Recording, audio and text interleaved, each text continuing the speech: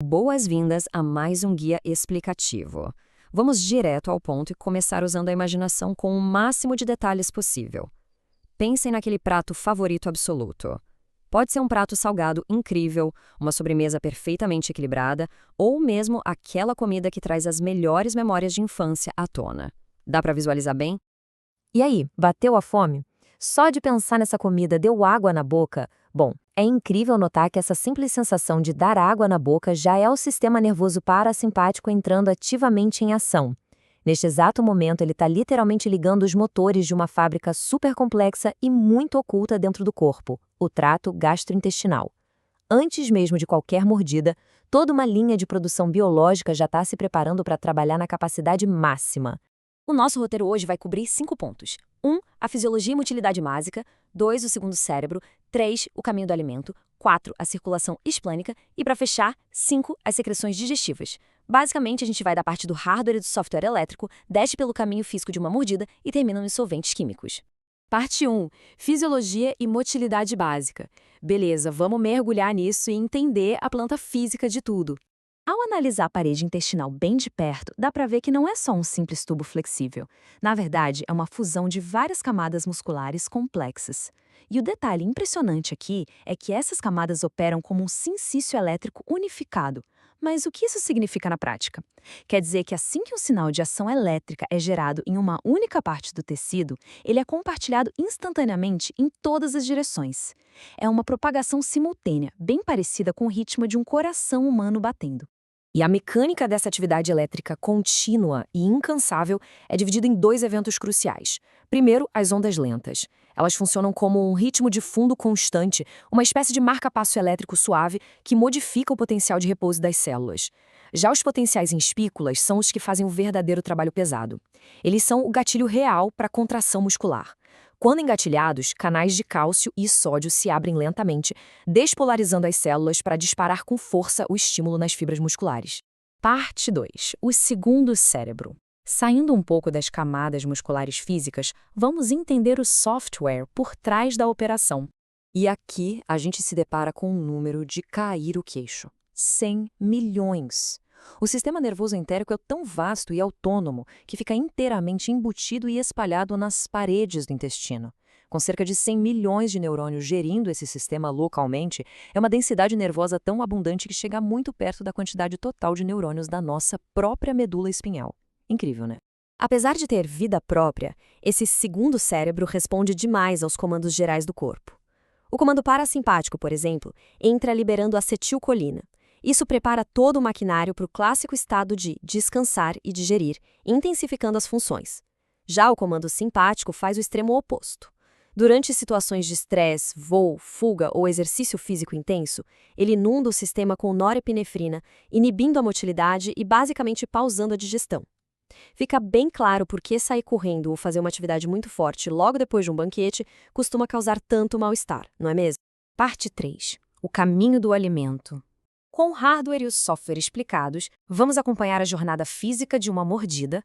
O ponto de partida inevitável é a deglutição. E é curioso que a gente mal nota a complexidade por trás do simples ato de engolir.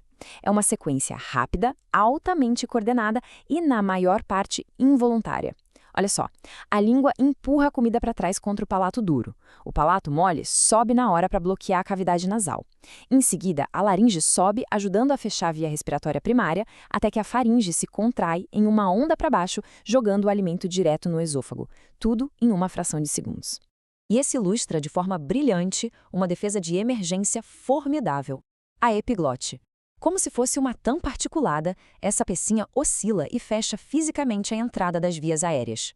Ela sela a passagem para garantir, com extrema eficiência, que a gente nunca inale a refeição para dentro dos pulmões. Com a segurança garantida, a propulsão é assumida por uma força imparável chamada peristalse. As contrações musculares em forma de onda empurram o alimento para frente de um jeito que se parece muito com usar os dedos para espremer e empurrar progressivamente um líquido por um canudinho. São movimentos fortes, involuntários e fora do nosso controle que garantem o fluxo do que foi engolido. Já no longo labirinto do intestino delgado, essas mesmas ondas assumem um ritmo diferente. Elas viram contrações mais fracas, porém muito persistentes, que vão espremendo o material anel por anel em um passo ritmado e constante de cerca de 1 centímetro por minuto. Contudo, quando o trajeto chega no intestino grosso, a dinâmica muda para algo muito mais agressivo, os movimentos de massa. Diferente daquela peristalse comum e constante, essas contrações maciças e poderosas só acontecem de 1 a 3 vezes por dia no máximo, com o objetivo de forçar o material fecal adiante. E é exatamente quando um desses movimentos de massa varre e força o material de forma vigorosa diretamente para dentro do reto, que o reflexo físico e inevitável é engatilhado. É o que causa a urgência de evacuar. Parte 4. A circulação esplânica. Vamos introduzir aqui o sistema de fluxo sanguíneo super dedicado que intercepta os nutrientes que acabamos de quebrar. A logística disso é fenomenal. O sangue flui atravessando as paredes dos intestinos, baço e pâncreas, se carregando com os nutrientes, mas em vez de retornar livremente à circulação geral, ele segue direto para a veia porta, desembocando no fígado. O fígado age como um verdadeiro e implacável agente de imigração. As células reticuloendoteliais eliminam qualquer bactéria na hora, limpando a sujeira, enquanto apreendem e retêm imediatamente quase a metade de todos os nutrientes para o estoque corporal. Parte 5. As secreções digestivas. Entramos no ato final da nossa análise, a fábrica química invisível que realmente derrete a nossa comida. Agora, o que é muito interessante de notar aqui é como os dados resumem perfeitamente a verdadeira orquestra celular do estômago. Existe um equilíbrio tenso e genial entre uma destruição ácida extrema e uma proteção alcalina. Temos células despejando ácido clorídrico letal de um lado e, do outro, a injeção exata de bicarbonato e muco super espesso agindo como barreira física para impedir o estômago simplesmente derreta e digira a si próprio. E a analogia da tampa de caneta explica essa segurança de um jeito brilhante. Imagina uma criança segurando uma canetinha com a tampa fechada. Ela não oferece perigo nenhum para as paredes da casa. Da mesma forma, o corpo libera o pepsinogênio em formato inativo e protegido. Ele circula de forma inofensiva até ser afogado pela piscina de ácido clorídrico. Imediatamente, o ácido remove essa tampa, despertando a pepsina ativa, que vai agir triturando as proteínas recém-chegadas, mantendo a parede do órgão totalmente segura. E a precaução não acaba aí. O pâncreas toma um cuidado bem parecido, secretando suas enzimas inativas junto com o inibidor, só por garantir a contra-autodigestão. Paralelo a isso, o fígado atua derramando bile continuamente.